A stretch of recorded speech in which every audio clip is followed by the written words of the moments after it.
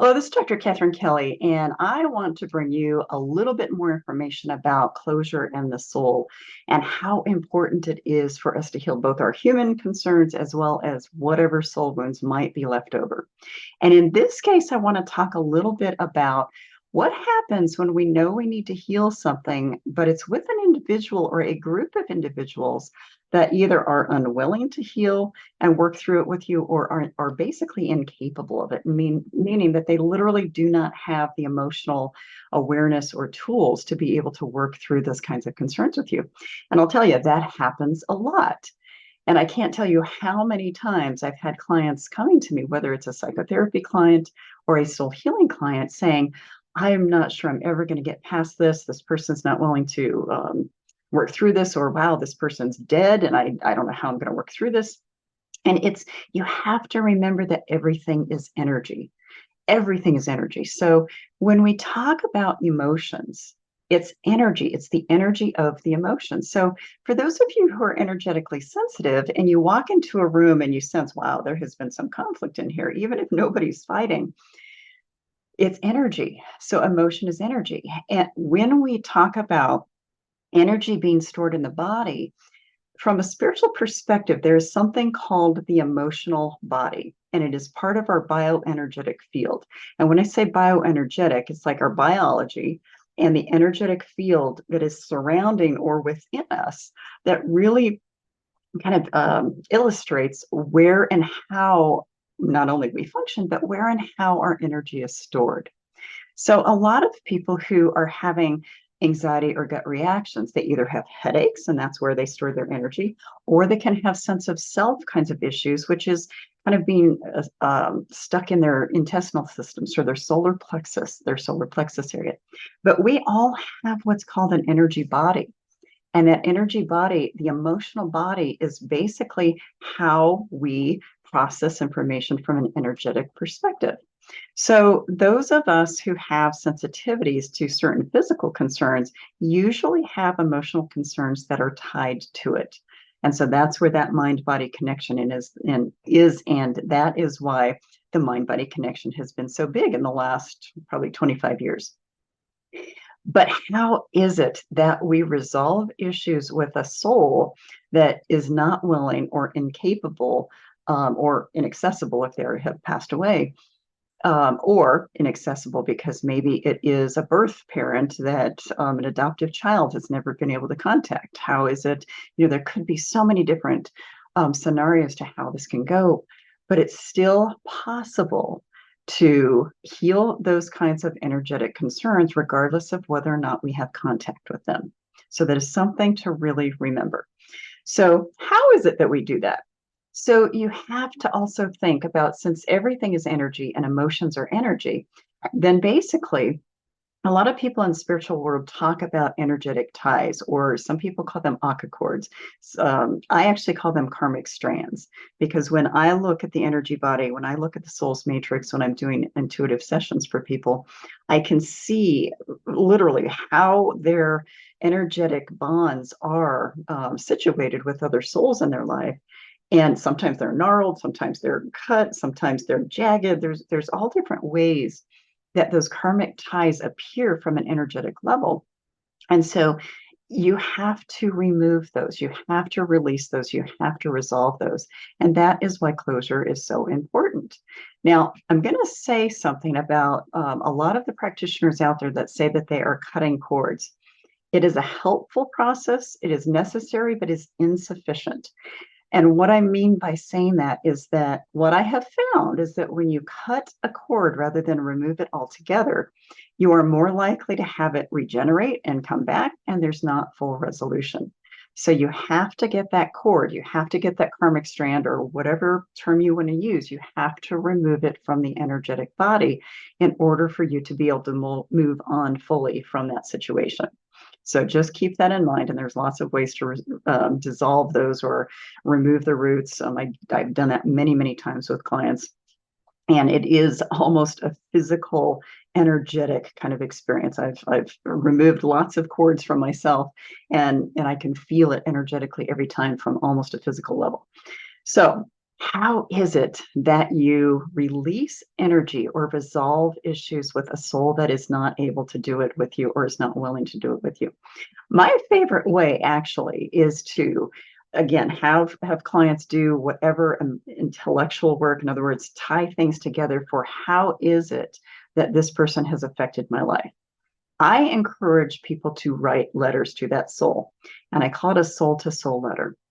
You're not going to send it to that person, and sometimes you can't send it to the person, but it's about sitting down with uninterrupted time, writing a letter, telling them everything you wish you could have told them with, and really in any way that you wish you could have told them, so that it's like your soul to soul, the energy of your soul is intermingling with that soul and telling them whatever you need to. Now, in some cases, you have to tell them off. Sometimes you really have a lot of anger and a lot of rage and a lot of turmoil that needs to be cleaned out of there. And so I encourage people, tell them in whatever way it is that you need to, because you have to remember that when a trauma or a stressful event or something else happens, that the energy of the emotion, when unexpressed, will get stored in your body somewhere. So wherever your body is going to hold, and everybody's bodies hold them a little differently, but wherever your body is going to hold that emotion that is unexpressed, unresolved, whatever, it's still in you. And that's a lot of the reason why it becomes regenerated later, is that it is still stored in you. So you have to release that. So I tell people with these letters, you have to write these letters in as genuine and authentic and visceral as a way as you need to, and be exhaustive about it. You cannot rush through it. You cannot leave something unturned. You have to go event by event by event that you can remember, and really say what you wish you could have said at that time, because a lot of people feel like they cannot speak up, that they are not empowered to do that at the time that something terrible or traumatic happens to them. So again, the intellectual part, you have to release the emotional part for the second level of healing. Part of those two forms of healing do help you with the third and deepest part of healing, which is the soul healing aspect. And so as we understand things and as we release the emotions, we're already kind of loosening things up in our soul to be able to remove the energetic imprint that may be left there from that stressful event or traumatic event. And so there's three levels to me of healing that need to take place in order for complete resolution and for you to be able to move forward. And that process of closure is so liberating and so freeing, and you feel so buoyed by basically just lightening up all of that energy. And so when you're writing this letter, I tell people, give yourself permission to just go all out. Don't worry about language, don't worry about grammar, just release. And I tell people, put away for a little while, because more will come up, bring it back out, write, put it away. You just can't, you really can't, you can't go too fast with this process because you will miss something. So do not rush that process. And then I have people basically create a burning ceremony. Once they know there is nothing new I'm writing, I basically encourage people, create a burning ceremony. If you have a fire pit, fantastic. But what I really encourage people to do is create like a little dome or bowl with foil, because of two things. Number one, you don't want that energy, once it's burned, to intermingle with anything else. You really want to be able to make some closure and get rid of it. The other thing is you don't want to clean that up. There's nothing worse than doing a beautiful burning ceremony and then having to go back later and clean it up. So I learned this years ago, to use foil to be able to do this. And so, line whatever place that you're going to be burning. Now, a clay bowl will work, a big pot will work, a fire pit. You can go to a park and do it on a grill. But again, I encourage people to line it with a kind of a bowl or a dome of foil. Rip off a little piece, start it on fire, keep ripping, drop, keep going until you feel like it's gone. But again, all the while you're doing that, you're energetically releasing and observing everything release up to spirit and source, so that the energy of that angst, that hurt, that trauma, that pain is removed and released and basically transmuted back to source. There's something extremely liberating about watching that happen. And I've done many, many burning ceremonies. I do one at the end of every year for whatever I need to release for that year. And so it's a very, very powerful process. But just like cleaning dust or cleaning a room in your house, you've got to keep up with it. There is maintenance that needs to happen. I just happen to encourage people to do it at the end of the year, if not before, but certainly at the end of the year, so that you can start that next year with a clear slate. When it comes to trying to release energy from someone, from the connection with someone that is not willing or able to do the work, there's kind of a process I encourage people to go through. Number one is to just start writing, just start releasing the emotion and write as much as you can. Inevitably, a lot of times people will start making conclusions of, wow, okay, I didn't even see that before. That's why that happened. And that's why I'm reacting this way. So you have a lot of cathartic energy that comes out of just writing. Part two, intentionally look for what you learned. Look for how it positively changed you. Look at what it catalyzed, because those difficult events oftentimes will change us in a positive way, make us stronger, make us more resilient, make us kind of push through things we would have never pushed through before. I mean, it could be anything, but look for the things that you learned.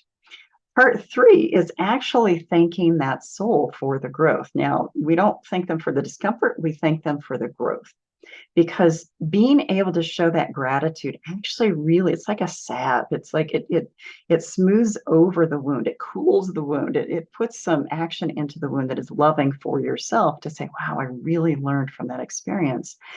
And then basically, if there's any self-forgiveness work that you need to do, write that on paper too. Wow, I forgive myself for holding on to this for so long. I forgive myself for not doing this work sooner. So again, it's another form of resolution, is to forgive yourself in this process too. So many, many, many ways to make closure with people.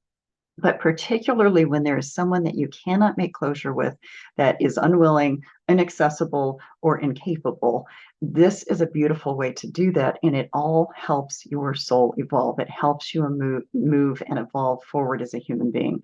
And so it is a priceless process. So I cannot say enough about how our human condition is held back from our soul wounds. But if we want to feel better, if we want to resolve some depression or anxiety or post-traumatic stress or grief or whatever else might be there from an emotional or a psychological perspective, a lot of times you need to look deeper to see, what is it I need to heal from the soul side? So I hope you got something out of this. I hope you got some good tips to see what you need to do to release some of the issues for yourself, and also move into a very liberated and free place for yourself. So have a wonderful day, and more coming soon. Bye-bye.